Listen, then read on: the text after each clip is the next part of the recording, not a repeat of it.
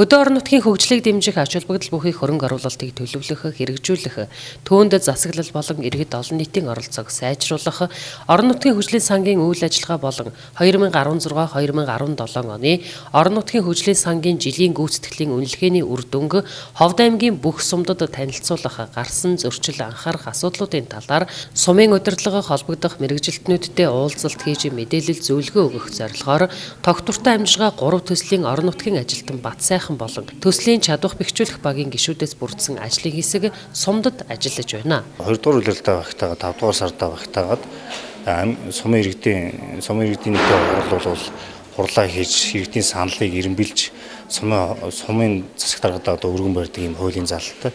Яг энэ цаг үед бол төлөвлөлт хийж байгаа яг энэ цаг үед нь иргэд олон нийтэд мэдээлэл өгөх сум орон нутгийнхаа хөгжлийн бодлого төлөвлөлтөнд уялдуулах чиглэлээр бол сумын засаг дарга дүүний 5 газар иргэдийн төлөөлөгчтэй хурлын төлөөлөгч нарт бол сурвалж зөвлөгөөнийг хийж явж байна. Нийтлэг байдлаар гарч байгаа зөрчил юу вэ гэхээр сумдууд иргэн бүр дээрээс бол очиж саналаа авч чаддаг. Иргэд бол тодорхой мэдээлэл байдгүй учраас орон нутгийн хөгжлийн санд бас оролцсон сул мөн одоо орон нутгийн хөгжлийн сан өмнөх жилүүдэд бас буурсантай холбогдуулаад иргэдийн оролцоо бол суларсан байдалтай байна. Мөн одоо иргэдийн хүсэж байгаа санал маань өөрөө бас орон нутгийн хөгжлийн сангийн чиг үүрэгт таарахгүй тохиолдлууд гарч байна. Жишээ нь Ховд суманд бол ковших санал бол нэгээр гарсан боловч орон нутгийн хөгжлийн сангаар бол энэ ковш авах асуудал бол шийдвэрлэгдэхгүй учраас энэ асуудал бол хаашаа тавигдсан.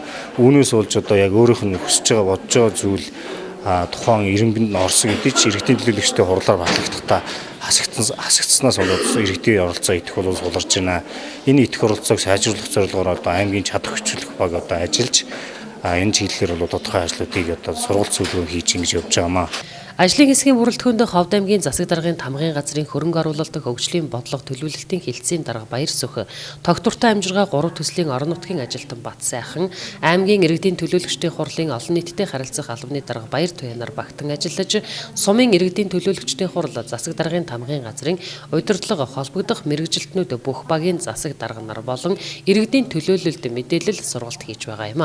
Орон нутгийн хөгжлийн сангад манай төсөл хөтөлбөрөөс болохоор үр дүнд суурилсан урамшуулал гэдэг одоо урамшууллын систем бий болгосон. Энэ урамшууллын систем нь юу вэ гэхээр Жарлан сум дээр нийт 140 сая төгрөгийн хуваарлт хийсэн. 140 сая төгрөгөө үр дүнтэй иргэдийн оролцоог нэмэгдүүлсэн ийм үр дүнтэй ажил хийх юм бол нийт мөнгөнийх нь 25% урамшууллыг буцаан олгоно гэсэн ийм зарчмаар одоо төсөл хөтөлбөр маань хэрэгжиж байгаа.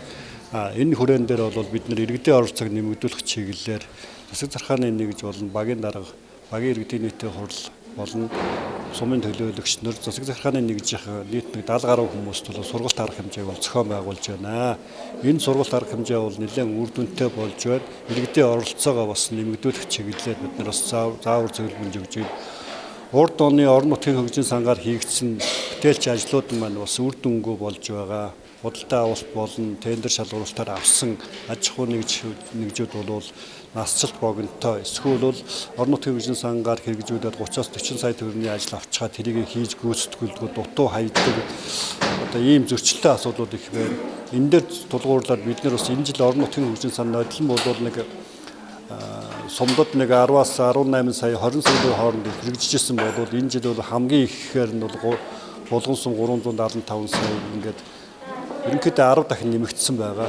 Тэгэхээр орон нутгийн хөгжлийн сангийн иргэдийнхээ эрэлт хэрэгцээ, аятаа тухтай амьдралд нь яг зохицохоор ийм зохион байгуулалтын асуудал хийж иргэдэд нь яг тэр мөнгийг бол захиран зарцуулах, иргэдийнхэн эрэлт хэрэгцээнд нийцсэн бүтээлч ажлыг хийхэд нь бас одоо тус нэмэр болгохоор бас анхан шатнаас нь эхлээс одоо чадахчуулаа явж байна. Энэ нь бол чадахчуулаа явсны үр дүн дээр иргэд нь яг орон нутгийн хөгжлийн сангийнхаа одоо эрэлт хэрэгцээтэй зүйл дээр нь хэрэгжих боломж нөхцөл бүрднэ гэж үзэж байгаа. Энэ онд Ховд аймгийн 17 суманд тогтвортой амжиргаа 3 төслийн төсөл хөтөлбөрөөс нийт 1 тэрбум төгрөгийн хөрөнгө оруулалт хийгдэж байгаа.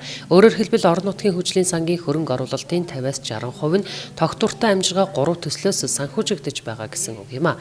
Тиймээс энэ хөрөнгө оруулалтыг хэрхэн юунд зарцуулах, тухайн сум орон нутагт энэ тэргуунд шийдвэрлэх ямар асуудал байгааг иргэдийн оролцоотойгоор эренбэлж шийдвэрлэх нь чухал юм а. Тиймээс тогтвортой амжиргаа 3 төслийн орон нутгийн ажилтан төслийн чадвах бэхжүүлэх багийн гишүүд 2018 оны жилийн гүйцэтгэлийн үнэлгээг сайжруулахад анхаарах асуудлууд бусад сумдын сайн туршлагыг түгээн дэлгэрүүлэх талаар зөвлөн ажиллаж байгаа нэ.